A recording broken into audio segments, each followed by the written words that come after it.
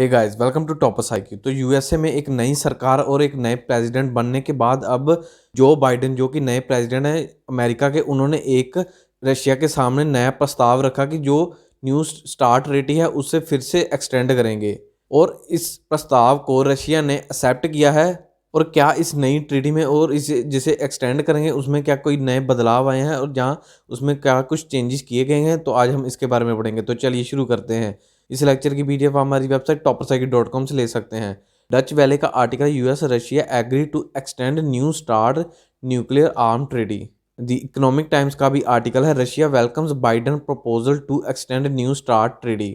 तो Joe Biden के power में आने के बाद ही अब जो बाइडन ने जो न्यू स्टार्ट ट्रेडी है उसे एक्सटेंड करने का प्रपोजल रखा और रशिया ने इसे एक्सेप्ट किया है।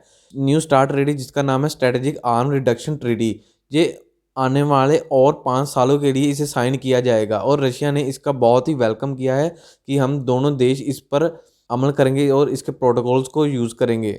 आपको बता दूं इस ट्रीटी का जहाँ फिर जब नए प्रेसिडेंट बने अमेरिका और जहाँ पुराने प्रेसिडेंट रहते उसका इस पर ट्रीटी पर कोई भी इम्पैक्ट नहीं पड़ना था, क्योंकि अगर ट्रम्प भी होते तो इस साल जो 2021 में ये ट्रीटी ख़त्म हो रही थी, ख़त्म होने को थी, और इसके बाद अगर ट्रम्प पावर में होते तो वह भी रशिया के साथ इस ट्रीटी को साइन ज़रूर करते और उन्होंने करनी ही थी। तो इसका कोई ख़ास इम्पैक्ट नहीं पड़ेगा। ये एक काफ़ी लंबे समय यानी कि 2010 से चलता आ रहा है, ये एक ट्रीटी थी और इसे वह एक्सटेंड हर 5 साल बाद यह करते हैं।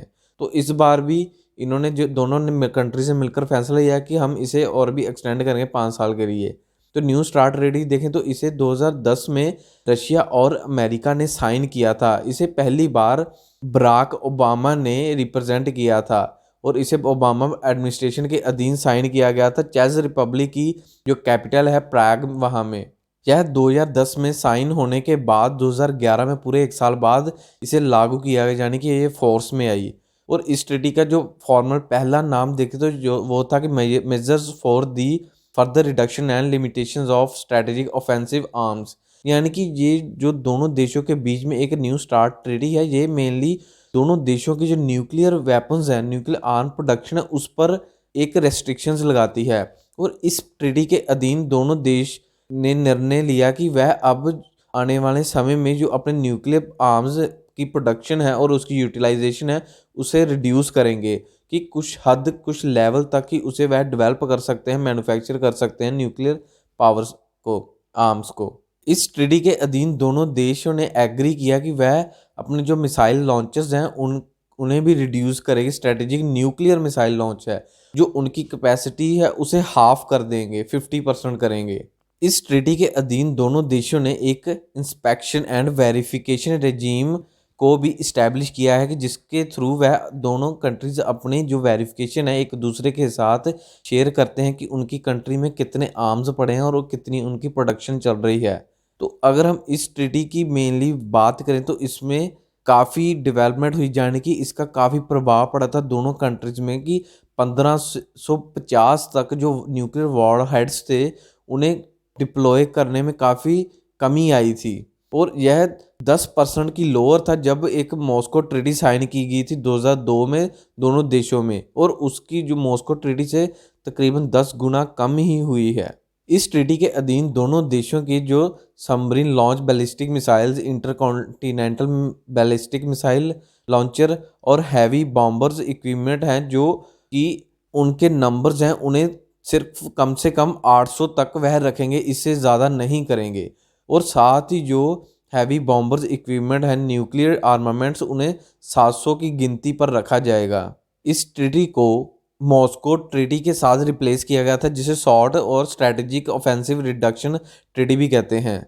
ये मेनली जो न्यूक्लियर वॉर हेड्स है उस पर दोनों देशों ने ट्रीटी एक नई बनाई थी।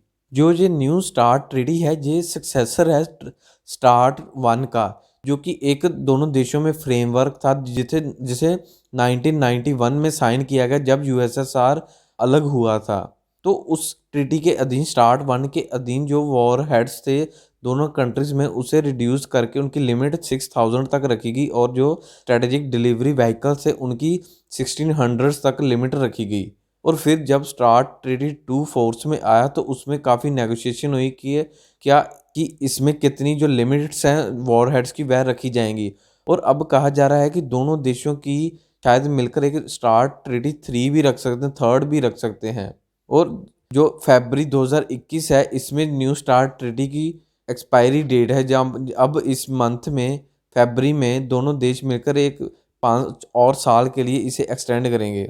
इस ट्रीटी के अधीन दोनों देशों का एक टाइमलाइन भी था, यानी कि दोनों देशों ने एक टाइमलाइन सेट किया था कि 7 साल, जब ये ट्रीटी फोर्स में आई तब 7 साल के बीच में यह जो अपने वॉर हेड्स हैं उनकी जो रिडक्शन करेगी, उनके जो नंबर्स उन्हें काफ़ी रिड्यूस करेगी।